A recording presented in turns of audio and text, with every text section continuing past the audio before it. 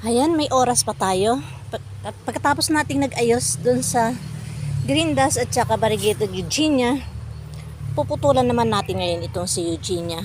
Ito, sasaan natin habang may oras pa. Kung hindi man natin lahat may isasa ngayon, tutulin na lang natin bukas. Hanggat may oras, sige, magputol muna tayo. Ayan, tignan ninyo yung putol ko, ha. Eto, dito tayo magpuputol. Nakikita nyo ba? Eto. Ayan, ayan o, ang putol natin. Ayan. Ganyan lang naman yung putol.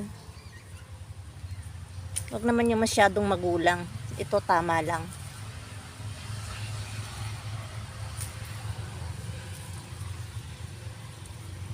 Ayan siya.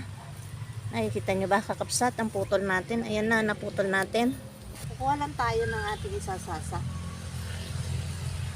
Pag isinagad naman natin ng putol, baka magdanyo naman siya, kaya hindi natin siya isasagad ng putol. Yung tama lang. Kasi ang halaman pag sinagad mo ng putol, yung puputulin mo lahat, yung pupwede, magtatampo din.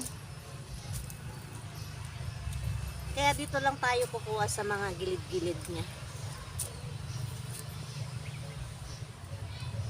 Hindi natin kukunin yung itaas para tumaas siyang ganon. Dito lang tayo sa gilid kukuha. Dito lang sa ganyan. Natin siya ng plastic. Ayan. Isuot muna natin sa plastic. Ito na yung pinutol natin, ah. Bilangin natin. 1, 2, 3, 4 5 6. Wala tayo nagpipila na. Kayamanan. 7 8 9 15. Sana mabuhay ano? Sana mabuhay lahat, no? 15 16 17 18 19 20 21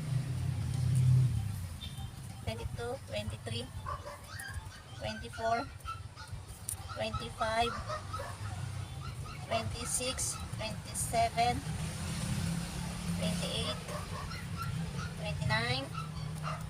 Isang sasaan lang yata yung nakuha natin, eh. 30. Ay, marami pa. 31 32 33 34 34 lahat. Ngayon lagyan natin siya ng stick. Nagmamadali na tayo kasi gabi na. Wala tayong pantali. Huwag muna tayong pantali.